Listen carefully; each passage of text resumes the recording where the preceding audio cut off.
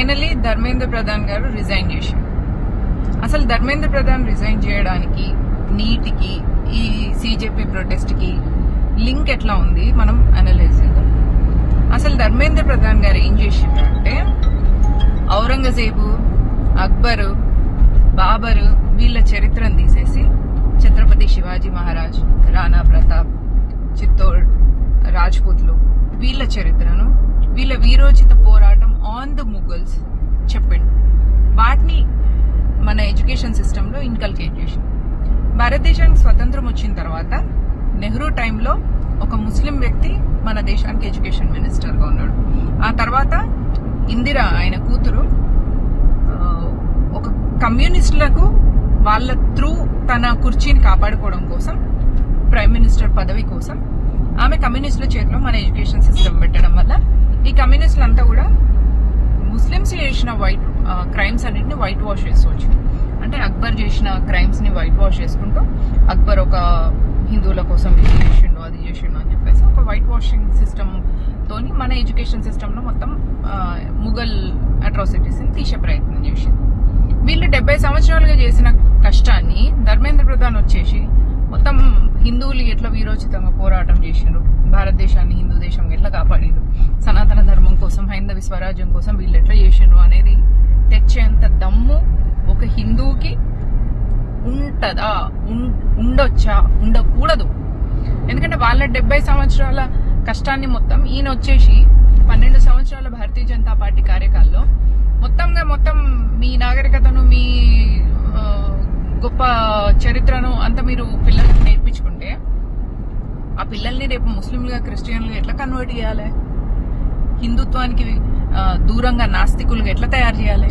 అందుకనే నందిత గాని ఈ జేఎన్యూ ప్రొఫెసర్లు వీళ్ళందరూ కూడా అర్బన్ నక్సలైట్లు అనమాట. కమ్యూనిస్టులలో ఒక బ్రాంచ్ అర్బన్ నక్సల్స్ ఉంటుంది. ఆ అర్బన్ నక్సల్స్ ఏం చేస్తారంటే యూనివర్సిటీస్లలో, కాలేజెస్లో లెక్చరర్స్ గా, ప్రొఫెసర్స్ గా వెళ్ళి పిల్లలకు హిందుత్వానికి వ్యతిరేకంగా, నాస్తికత్వాన్ని ఇట్లాంటివన్నీ నేర్పించి పిల్లల్లో ప్రౌడ్ హిందూనెస్ ని తీసే ప్రయత్నంలో ఉన్న వీళ్ళు ఆ ప్రొటెస్ట్ లోకి వచ్చి అక్కడ ఆర్టికల్ 370 మళ్ళీ పెట్టాలి, కాశ్మీర్ భారత్ లో భాగం కాదు అని ఒకరు, అల్లా నామ్ ఉంటది అని ఒకరు. సో ఇవన్నిటిని అర్థం చేసుకుంటూ భారతీయ జనతా పార్టీ వెనకడిగేసి, నరేంద్ర మోదీ వెనకడిగేసి, ధర్మేంద్ర ప్రధాన్ రిజిగ్నేషన్ చేశారు. ఆ విషయం అర్థం చేసుకోండి.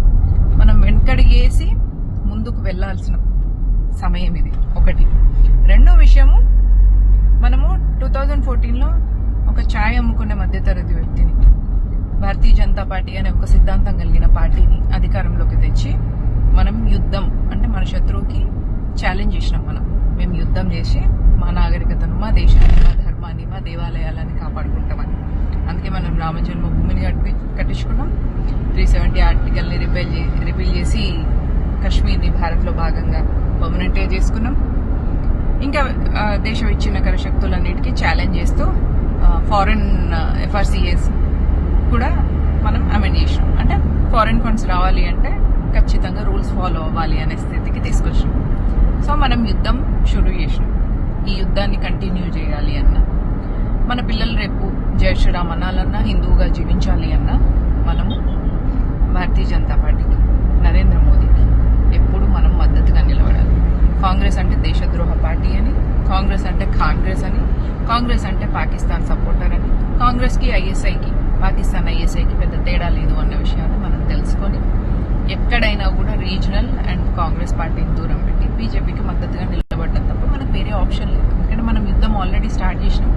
మన రాజు ఏంది, మన సైన్యం ఏంటి అనేది మనం ఎన్నుకున్నాం.